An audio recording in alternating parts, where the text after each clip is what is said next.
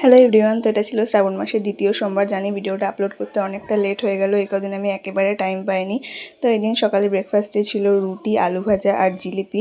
দেন খাওয়া দাওয়ার পরে বোনের এই জামা রাখার কাবারটা একটু গুছিয়ে দিয়েছিলাম, আর আলনাটাও প্রচণ্ড অগোছালো হয়েছিল। এখানে কিন্তু মা, আমার আর বোনের তিনজনেরই জামা কাপড় থাকে, তো আমার তো অগোছালো জিনিস একেবারে পছন্দ না। আর ঘরে বসেই ছিলাম, সেমন কোনো কাজও ছিল না, তাই ভাবলাম সুন্দর করে গুছিয়ে দিত। সমস্ত কিছু গোছানোর পরে আমি স্নান করে সাদা লাল কুর্তি পরে রেডি হয়ে গেছিলাম বোনের সাথে মন্দিরে যাবো বলে, কারণ বোন আজকে করেছে উপোস, বাবার মাথায় জল ঢালবে।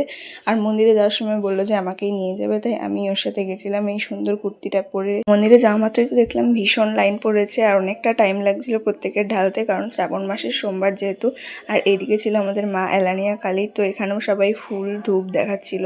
তো আমি বাইরে বেশ কিছুক্ষণ বসেছিলাম। অনেকক্ষণ বসে বসে তো আর ভালো লাগছিল না, তাই দাঁড়িয়ে একটু মন্দিরের ঘন্টাটাও বাজিয়ে দিয়েছিলাম। আর আমি কিন্তু শ্রাবণ মাসের প্রথম সোমবারেই সবুজ চুড়ি পরে নিয়েছিলাম।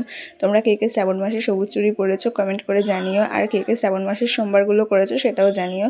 আর মন্দিরে পুজো দিতে দিতেই তো এত জোর বৃষ্টি নেমে গেছিলো, বৃষ্টি থামার পরেই বোন চলে গেছিলো ওখানে বাইরে নন্দীর কাছে ধূপ দেখাতে। আর এইদিকে মা এলানিয়া কালীকেও প্রণাম করে আমরা এক ঝুড়ি প্রসাদ নিয়ে চলে আসছিলাম বাড়ির দিকে। আর তখনই বোন বললো মন্দিরের সামনে একটা ফটো তুলবে, তো সেটাই তুলে দিলাম। আর এইটা রাতে দিয়েছিল রাজবাড়ি থেকে প্রসাদ, আর এটা পায়েস ভোগ।